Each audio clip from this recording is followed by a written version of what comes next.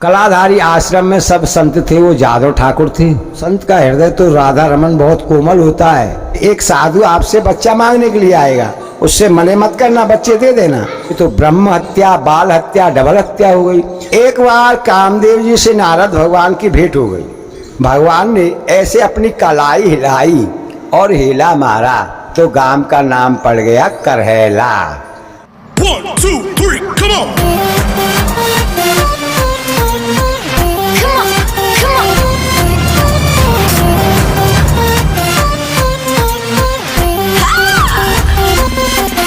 राधा रानी की जय। सभी भक्तों को राधे राधे। आज हम लोग जिस पावन स्थान पर हैं वह है रास मंडली का पावन स्थान है। जी हाँ, ये वही स्थान है जहाँ पर प्रथम रास मंडल संपन्न किया था। ये वही स्थान है जहाँ पर श्री राधा रानी की अष्ट सखी में से एक सखी चंपकलता जी का ये गांव है। ये वही स्थान है जो अयोध्या में श्री राम जन्मभूमि के जो महंत हैं, जो अध्यक्ष हैं श्री नृत्य गोपाल दास जी, ये उनकी जन्मभूमि है। और ये वही स्थान है जहाँ पर श्री कृष्ण के पोते वैजनाभ जी की समाधि स्थित है। जी हाँ, ये ऐसा पावन स्थान हम लोग करहैला गांव में हैं। और जहाँ पर राधा रानी की जो अष्ट सखी हैं चंपकलता जी, ये उनका यहाँ पर मंदिर स्थित है। तो आज मैं आपको राधा रानी की अष्ट सखी करहैला गांव में जो स्थित है चंपकलता जी के मैं आपको दर्शन कराऊंगा। और साथ ही साथ इस गांव का नाम करहैला गांव क्यों पड़ा और यहाँ पे जो उनकी लीलाएं हैं, जो उनकी सेवाएं हैं, जो चंपकलता जो सेवा देखती थी, वो सारी चीज़ें मैं आपको इस वीडियो में बताने वाला हूँ।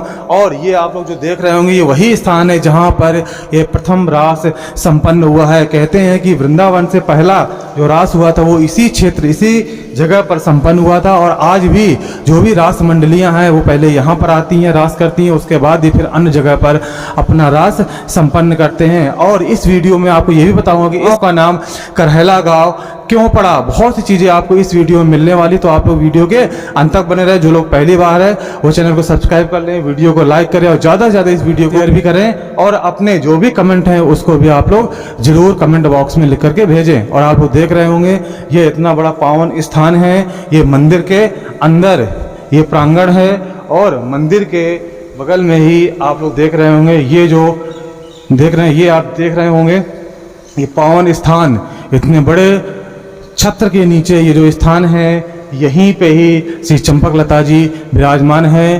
और जो प्रिया प्रीतम श्री राधा रानी और ठाकुर जी भी इसी मंदिर में अंदर विराजमान है। हम लोग यहाँ के जो पुजारी जी हैं उनसे भी हम लोग बात करेंगे, उनसे यहाँ की जो संपूर्ण कथा है वो भी हम लोग बताएंगे। उनके मैं आपको दर्शन कराऊंगा यहाँ पे जो श्री विग्रह विराजमान है।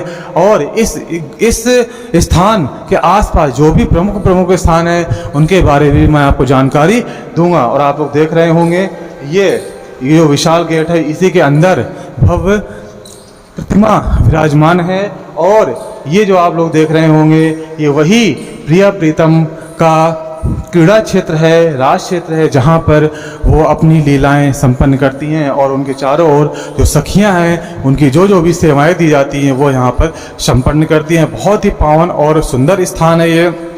और यहाँ के जो पुजारी जी हैं वो बहुत सिद्ध और संपन्न हैं। और यहाँ पर जो रास होता था वहाँ जो पुजारी जी थे वो अपनी समाधि के द्वारा इस स्थान को सिद्ध किया था और तभी से यहाँ पे रास होता है। और आज भी ऐसी मान्यता है कि यहाँ पर छोटे बालकों को, लड़की और लड़के को राधा रानी राधा कृष्ण बना करके यहाँ पे रास संपन्न किया जाता है। और इसी मंदिर के सामने आप देखेंगे बहुत बड़ा झूला का भी बना हुआ है यहाँ पर। तो झूला का भी यहाँ पर उसी झूले में झूलते हैं। और जैसा वो लोग अपने गोलोक धाम में जैसी लीलाएं होती हैं वैसी लीला यहाँ पर संपन्न करते हैं। ये पूरा क्षेत्र है आप लोग देख रहे होंगे। और ये जो राधा रानी की प्रधान अष्ट सखियों में से एक श्री चंपकलता जी का ये पावन क्षेत्र है जहाँ पर आने पे बहुत ही सुख और शांति का अनुभव होता है। तो आप लोग भी इस स्थान पर एक बार जरूर आइए और श्री राधा रानी की कृपा और श्री जो उनकी प्रधान सखी है जी चंपकलता जी, उनकी भी आशीर्वाद आप लोग जरूर प्राप्त कीजिए। और कहते हैं कि चंपकलता की जो सेवा थी वो प्रमुख सेवा थी व्यंजन बनाना। जी हाँ, जो खाना, जो स्वादिष्ट खाना है वो चंपकलता ही जी बनाती हैं। और उनमें से जो प्रमुख जो व्यंजन था वो था खोवे का। जी हाँ, खोवे के जो भी व्यंजन है वो श्री चंपकलता जी ही बनाती थी, और साथ ही साथ जो चंवर की सेवा थी वो भी चंपकलता को दी गई थी, वो भी बहुत अच्छे से वो निभाती थी। तो ऐसा ये पावन स्थान है। हम लोग चलते हैं, अब जो पुजारी जी हैं उनसे हम लोग बात करेंगे और उनसे इस स्थान के बारे में संपूर्ण जानकारी उनके द्वारा मैं आपको इस वीडियो के माध्यम से दूंगा। तो अब चलते हैं पुजारी जी से और उनसे हम लोग बात करते हैं। हमारे साथ मंदिर के प्रमुख सेवायत पुजारी जी हैं, जो इस मंदिर की संपूर्ण रख रखाव, संपूर्ण श्रृंगार, राधा रानी के श्रृंगार, श्री कृष्ण जी के श्रृंगार, और जो प्रधान सखी हैं श्री चंपकलता, उनका जो श्रृंगार वो यहाँ के जो पुजारी जी है वो यहाँ पे संपन्न करते हैं, और वो हमारे साथ है। उनसे हम लोग इस मंदिर की सभी बातें जानते हैं। जी महाराज जी, राधे राधे। ये हमारे आपको रास बिहारी भगवान हैं, साथ में अष्ट सखियों में से चौथे नंबर की सखी चंपकलता जी हैं। इनकी सेवा किशोरी जी को लिए रसोई बनाने की थी। खोआ से जो मिठाइयाँ बनती हैं उनको बनाने में तो ये बहुत ही निपुण थी। जैसे हमारी माता लोग करवा चौथ का व्रत रहती हैं ना, खाड़ के करवे भी अच्छी बनाती थी।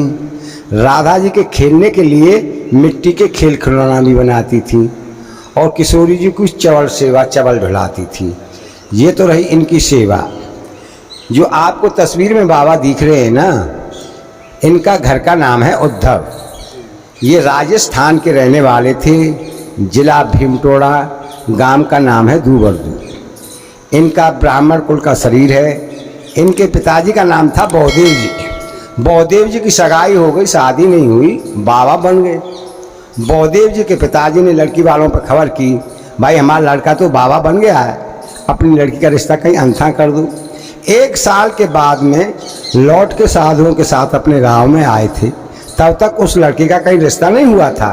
फिर खबर की भाई लड़का आ गया है, कुछ हम समझाएंगे, कुछ आपके ना शायद रिश्ता हो जाए। तो उस लड़की के परिवार वाले सब आए थे, साथ में वो लड़की भी आई थी। संत के सब पैर छूते, तो उस लड़की ने पैर छुए ना, तो बौदेव जी ने उनको आशीर्वाद दे दिया कि आप पुत्र वधू हो। शादी हुई नहीं, आशीर्वाद दे दिया पुत्र वधू हो। वो आश्चर्य कर गई, महाराज ये आप क्या बोल रहे हैं? कुंवारी के बच्चा पैदा होगा, समाज में निंदा होगी, बदनामी का काम होगा। वहाँ नहीं, आपके जो बच्चा पैदा होगा ना, वो उधर से पैदा नहीं होगा, आपकी हथेली में छाला पड़ेगा, छाले से बच्चा पैदा होगा। हथेली में छाला पड़ा, छाले से ये उद्धव जी पैदा हो गई। ये 12 साल के हो गए ना, इन्होंने भी अपना घर छोड़ दिया। वृंदावन में आके निम्बार्क संप्रदाय के आचार्य थे हर व्यास देवाचार्य जी, उनके शिष्य बन गए, बाबा बन गए। ये भगवान के भजन में मस्त रहते थे, किसी से बोलते नहीं थे। लोग कहने लगे ये बहुत घमंडी है, बोलता नहीं है, तो इनका नाम पड़ गया उद्धव घमंड देव। यहाँ रमणीक स्थान देखकर, सुंदर स्थान देखकर इन्होंने ऐसी घनघोर तपस्या की कि प्रिया प्रीतम राधा कृष्ण को प्रकट कर लिया। तब भगवान ने इनको आदेश दिया कि भाई आप गांव से ब्राह्मणों के बच्चे लो, राधा कृष्ण बनाओ, मेरी रासलीला का प्रचार प्रसार करो। सामने देखो भगवान अपना मुकुट दे रहे हैं इनके लिए, राधिका जी अपनी चंद्रकारी दे रही हैं। इनको बच्चों के सिर पर धारण करना, धारण करते ही समझना हम ही खेल रहे हैं। बच्चों के अंदर हमारा आवेश आएगा, उनको सुतज लीलाओं का ज्ञात होता चला जाएगा। इनसे तो भगवान ने बात की और ब्राह्मणों को सुपने में आदेश दिया कि एक साधु आपसे बच्चा मांगने के लिए आएगा, उससे मने मत करना, बच्चे दे देना। सुबह होते ही ये ब्राह्मणों के पास गए, उनसे बच्चे मांगे, उन्होंने बच्चे दे दिए। यहाँ लाकर बच्चों का श्रृंगार किया, ठाकुर जी के दिए हुए मुकुट पहनाए, तो बच्चा गायब हो गए।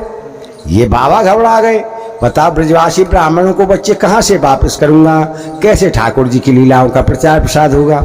और कोई सहारा नहीं मिला, समाधि लगाकर भगवान के चिंतन में बैठे। दोबारा भगवान प्रकट हुए, भगवान से कहा महाराज आपके आदेश के अनुसार मैं ब्रजवासी ब्राह्मणों के बच्चे लाया, लाकर यहाँ श्रृंगार किया, आपके दिए हुए मुकुट पहनाए तो बच्चा गायब हो गए। बताओ ब्रजवासियों को बच्चे कहाँ से वापस करूँगा, कैसे आपकी लीलाओं का प्रचार प्रसार होगा।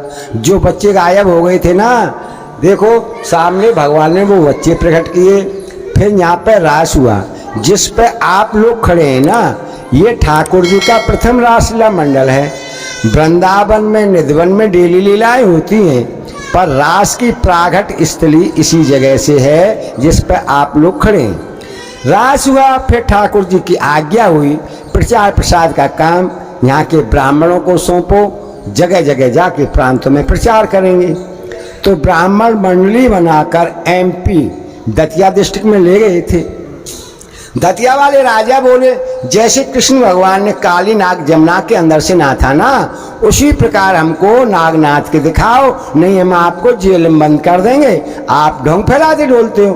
ब्राह्मणों को हड़काया तो ब्राह्मण घबरा गए, सोचने लगे हम तो ठाकुर जी की आज्ञा से प्रचार के लिए निकले, ये राजा क्या कह रहा है, तो उदास होकर बैठे थे।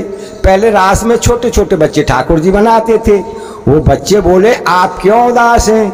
उन्होंने बताई, लाला ये राजा बोल रहा है जैसे कृष्ण भगवान ने काली नाग जमुना के अंदर से नाथा ना, उसी प्रकार हमको नागनाथ के दिखाओ, नहीं जेल में बंद कर देंगे। आप चिंता मत करो, राजा से अभी जाके बोलो कि आज नागलीला होगी। ब्राह्मणों ने जाके बोल दिया कि महाराज आज नागलीला होगी।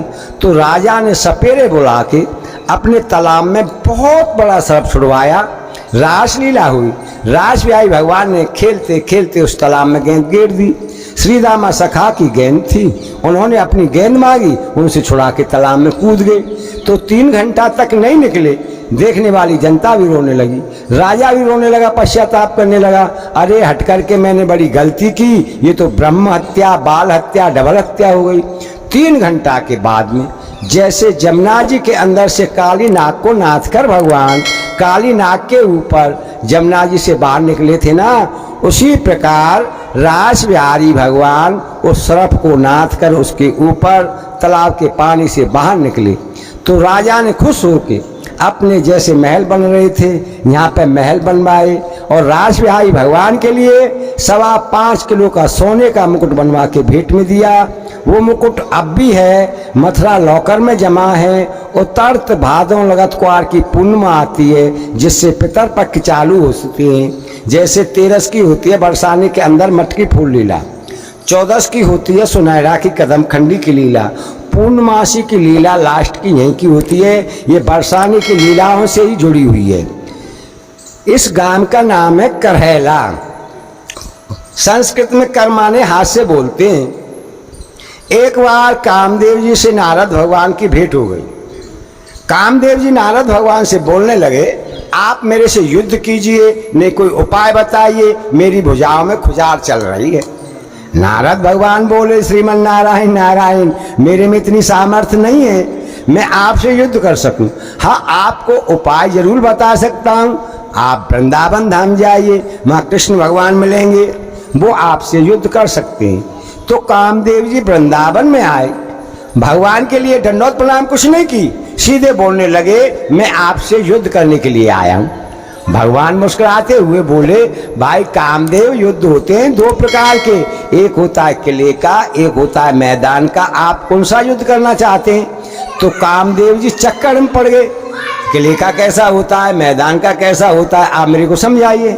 भगवान बोले, भाई किले का तो ऐसा होता है, मैं किले के अंदर छिप के बैठ जाऊंगा, आप अपने बाण चलाना। क्यों? कामदेव जी माया रूपी बाण चलाते थे, ऋषियों की तपस्या भंग किया करते थे। कभी अप्सराएं प्रकट कर दी, कभी नाचने गाने वाली प्रकट कर दी, कभी ऋतुओं का बलदाव कर दिया, ऐसे माया रूपी बाण चलाते थे। भगवान बोले, अगर तेरी माया ने मेरे ऊपर प्रभाव डाल दिया तो मैं हार गया, तू जीत गया। मैदान का ऐसा होता है, आधी रात के टाइम पे, रात्रि के 12 बजे मैं 16 सहस्त्र गोपियों के साथ महारास लीला रचूंगा, आप उसमें आना। उनमें एक से एक सुंदर आएंगी, उनको देखकर तेरा मन चलायमान हो गया तो तू हार गया, मैं जीत गया। क्यों? कृष्ण भगवान को बाल योगी कहते थे, बाल जति कहते थे। एक बार गोपियों के अंदर शंका हुई, महाराज आप 16,000 गोपियों में रहते हैं, फिर भी बाल योगी, बाल जति, बाल ब्रह्मचारी कहलाते हैं, और दुर्वासा ऋषि से क्या कहते हैं कि वो धूप का ही आहार करते हैं। हमको तो दोनों की ही बात झूठी लगती है। भगवान बोले, हे गोपियों, आप ऐसा करो, पहले दुर्वासा ऋषि की परीक्षा लो।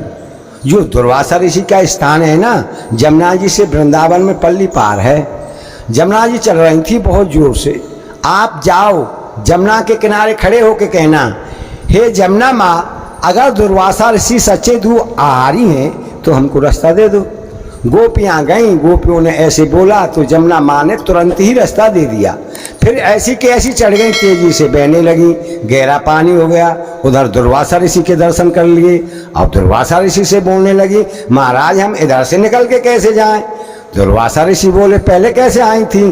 तब तो कृष्ण भगवान ने ऐसे बताया था, आप लोग जाओ और जमुना के किनारे खड़े होके कहना, हे जमुना माँ, अगर दुर्वासा ऋषि सच्चे दो आ रही हैं तो हमको रास्ता दे दो।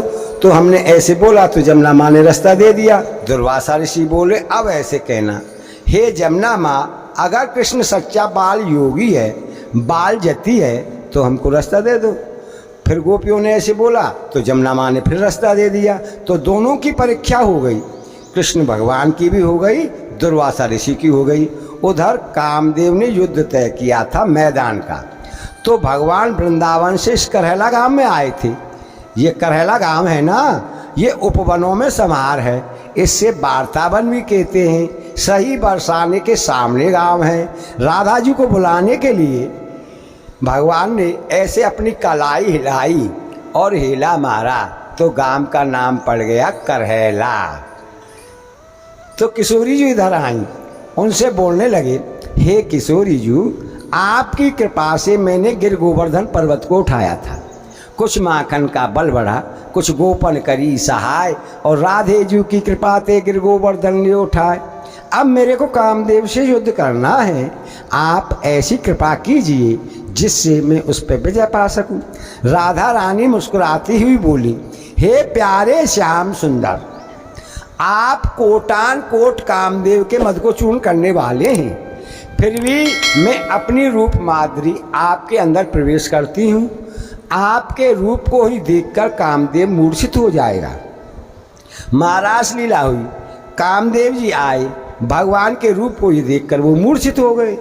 उनकी घरवाली को मालूम पड़ी, रति जी को, वो रोती हुई आई, भगवान के पैर पकड़ लिए। महाराज ये मूर्ख था, अज्ञानी था, इसे आपसे युद्ध नहीं करना था, आप इसे अभयदान दीजिए। तो भगवान का हृदय तो मक्खन जैसा कोमल है, उनको दया आ गई, उन्हें अभयदान दे दिया। फिर भी कामदेव का अहंकार दूर नहीं हुआ। भोले बाबा भगवान के भजन में मस्त थे, तपस्या में लीन थे, जा उनकी तपस्या में भंग डाला।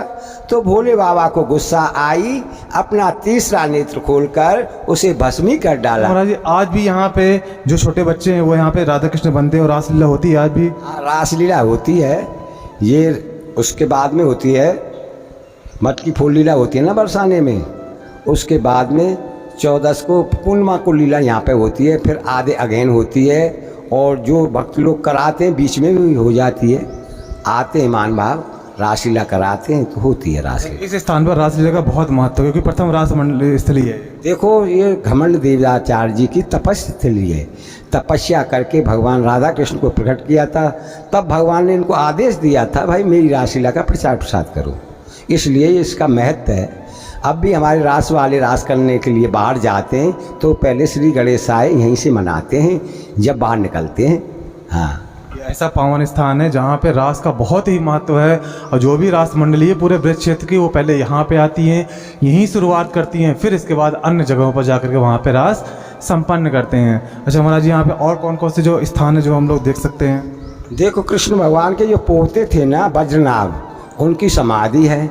जो हमारा द्वारकाधीश जी का मंदिर है ना, ये ललता सखी को बहुत विरह सताया था, ज़्यादा विरह सताया था। भगवान द्वारका के लिए चले गए थे, तब भगवान अपना चतुर्भुजी रूप भूल गए मिटाना, द्वारका से यहाँ पे आए थे ललता सखी को धीरज धारण बनाने के लिए।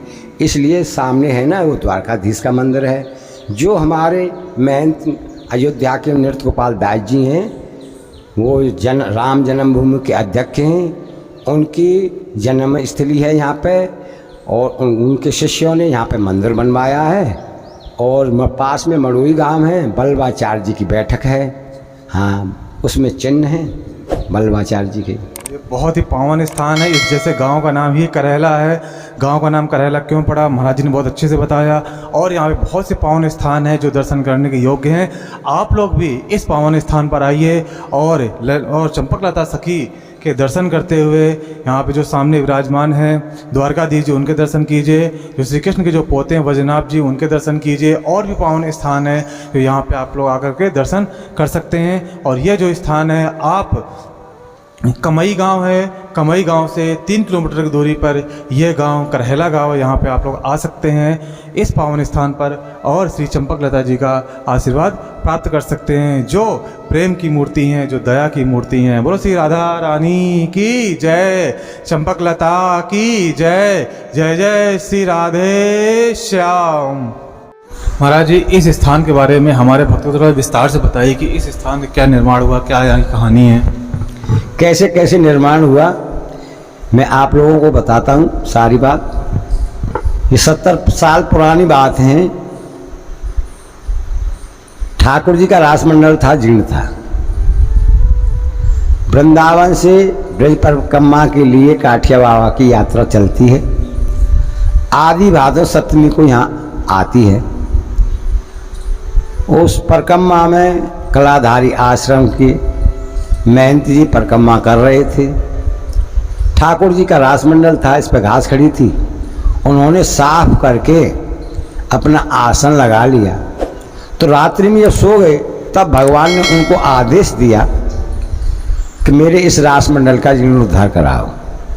70 साल पहले ना तो जनता पे पैसा था, जनता पे पैसा नहीं है तो संत भगवान पे आए कहाँ से। उनका अंतिम समय आया वृंदावन में कलाधारी आश्रम में, तो वो रोने लगे जोर जोर से। उनके शिष्य वर्ग बोले, महाराज आप क्यों रो रहे हैं।